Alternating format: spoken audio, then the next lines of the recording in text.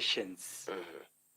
Wakuwe patience, yani wasitarajie instant rewards. Mhm. Unajua ukiangalia katika miziki za malipo ya miziki ya gospel na Secular. secular Mhm. iko tofauti kidogo. Unapata kwamba msanii wa secular ndiposa akuja mahali afanye nyimbo zake Mhm. ama afanye perform live, lazima awe amelipwa kiwango fulani cha pesa, ambayo hiyo ni standard ambayo imekuwa imepeanwa. Mhm. Ukikombea na minister Mhm. ya minister, unapata kwamba kuna watu mahali wanakuhitaji, na kwa sababu ni mwito unaenda mara mingi hata unahudumu bure, unabarikiwa tu, unaambiwa umebarikiwa, Mungu atakubariki. Mhm. Ya kuna ile changamoto, unlike when you're a minister is not that easy to set standards compared to a secular artist. So hiyo inatakuwa changamoto maybe kwa gospel ministers, but pia sio changamoto, Mhm. kwa maana Mungu, nimesema Mungu ni rewarder. Mhm. Kupata Mungu naye anakuwa anakubariki. Mhm.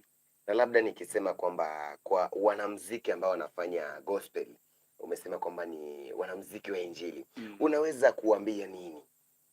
Ni kipi labda ambacho hunaelewa, ambao labda unahisi kwamba kuna baadhi yao ambao ambayo hawaelewi vizuri?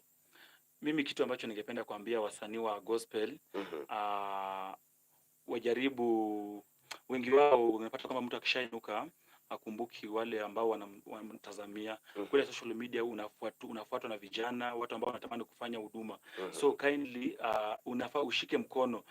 Unajua huwezi shika wote mkono, lakini wale, kuna vijana ambao bado wanainuka. Mfano mimi, kuna watu ambao tunatamani kushikwa mkono. Kwa hivyo Mungu akikuinua, tafadhali kumbuka wale ambao bado hawajainuka.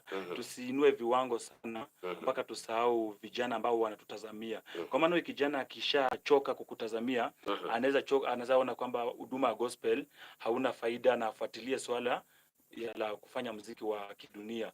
Ambao nimekwambia ule pengine vijana naona kwamba unalipa sana ku entertain. Unaona wanaimba anything, wanaimba kitu chochote tu bora ile beat, then unapata kwamba wanalipwa vizuri na watu wa dunia. Unaona? So watumishi ambao Mungu ameshawainua katika gospel, tafadhali tushike vijana mikono, tuwasaidie kuinuka.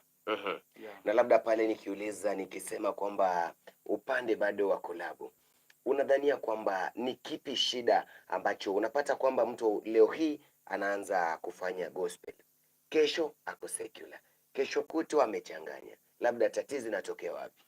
Tatizo linatokea kwa kujijua, to know yourself. Ya unapata mtu ameingia katika music with an intention, a ready made mind ya ku earn profit haraka haraka. Akishaona gospel haimpei pesa, anakimbia kwa secular. So anyone mwenye maybe actually kutojielewa ama kutokuwa na uamuzi ndani mwako, ukiamua ni gospel, you have to stick to God.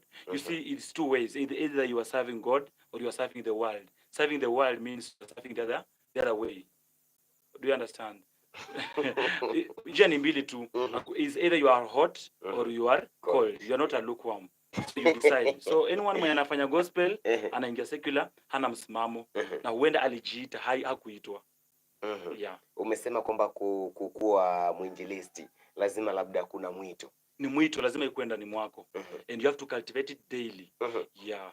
Unajua hapa nje kuna tetesi kwamba wanasema kwamba utapata kwamba nyimbo ambazo unazisikia there's a spirit behind it. Yeah, sure. Utasemaje kuhusu swala hilo? Ni ukweli kabisa.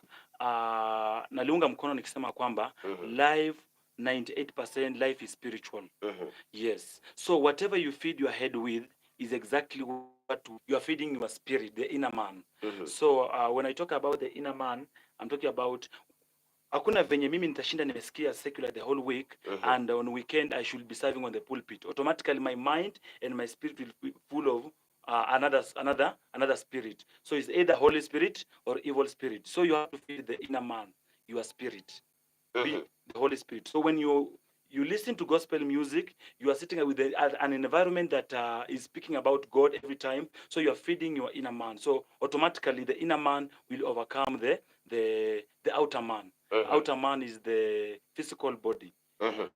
Una songs are done by people. Ukiangalia their videos maybe zinafanywa watu wanacheza vibaya, unusu uchi, hivyo. So the moment your eyes is fed with that thing, then your inner spirit is being fed with the evil spirit. So when your inner evil spirit is grown into you, overwhelm your mind, overwhelm your body, physical body. So you do what? unakuwa overpowered with the evil spirit. Na labda nikiuliza